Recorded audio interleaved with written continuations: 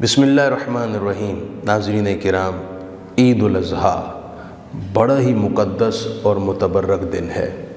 نبی اکرم رحمت عالم صلی اللہ علیہ وآلہ وسلم نے فرمایا، افضل الایام عند اللہ یوم النحر و یوم القر۔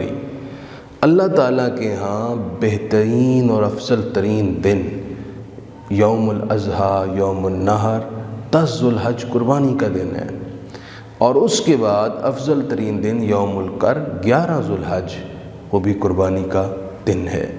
دونوں دن اللہ کے ہاں بڑی ہی فضیلت والے ہیں، یعنی ان دنوں میں جو عمل، جو کار خیر، جو نیکی اور صالح عمل کیا جائے، اللہ کے ہاں اس کی بڑی فضیلت، بڑا اجر ہوتا ہے۔ اگرچہ ان اعمال میں سب سے افضل عمل احراق دم، قربانی کرنا ہے۔ اس دن جو لوگ قربانی کریں گے ان کے لیے تو بڑی ہی فضیلت ہے کہ قربانی کی صورت میں اللہ کا قرب پائیں گے۔ نبی کریم علیہ السلام نے فرمایا ہے کہ فرائض کے بعد سب سے افضل عمل کسی مسلمان کا دل خوش کرنا ہے۔ آپ قربانی کا گوشت کسی غریب کے گھر پہنچائیں، کوشش کریں ایسا سفید پوش جس کے پاس بظاہر کسی مسلمان سے گوشت آنے کی کوئی زیادہ امید نہیں ہے، آپ اس کے گھر پہنچ کے گوشت پہنچاتے ہیں، اس کا دل خوش ہوگا، تو اس کے دل خوش ہونے سے نہ جانے کتنی قربانیوں کا اجر آپ کے دامن میں جمع ہوگا۔ یوں ہی وہ لوگ جو قربانی نہیں کر سکے اپنی غربت کی وجہ سے، ان کی خدمت میں گزارش ہے آپ پریشان نہ ہوں۔ آپ یوم عید کو کچھ پیسے کسی غریب بچے کو، کسی بوڑھے بزرگ یا ضعیف خاتون کو آپ کچھ پیسے بطور صدقہ عیدی کے طور پر پیش کر دیں، وہ خوش ہوں گے۔ جب وہ خوش ہوں گے تو فرائض کے بعد سب سے افضل عمل کا ثواب، یعنی یوں سمجھ لیجئے کئی قربانیوں کا اجر آپ کے نامہ اعمال میں داخل ہو جائے گا۔ عید کے دن عید ضرور کرنی ہے، لیکن اس کا یہ مطلب نہیں کہ نمازوں سے چھٹی مل گئی ہے۔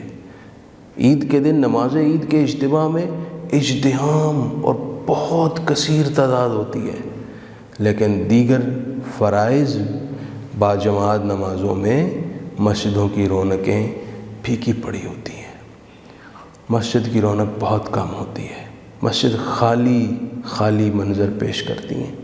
گزارش ہے کہ عید والے دن نمازوں کا اہتمام ضرور کریں، کہیں یہ قربانی اور عید کے دن کی جو خاص فضیلت ہے اس سے محرومی کا باعث نہ بن جائے۔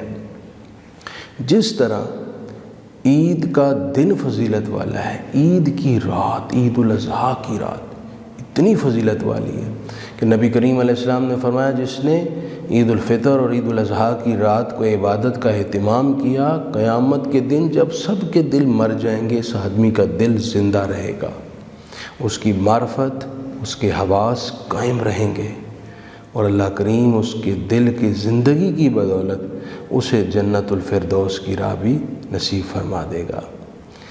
تو جناب والا، عید کی رات کو فجر اور عشاء کی نماز خصوصاً اہتمام کریں تاکہ ساری رات کی عبادت کا ثواب بھی نصیب ہو، اور کچھ دیر اذکار، نوافل، درود پاک، تلاوت، کچھ اعمال ضرور کیجئے تاکہ اس رات کی فضیلت بھی حصے میں آ جائے۔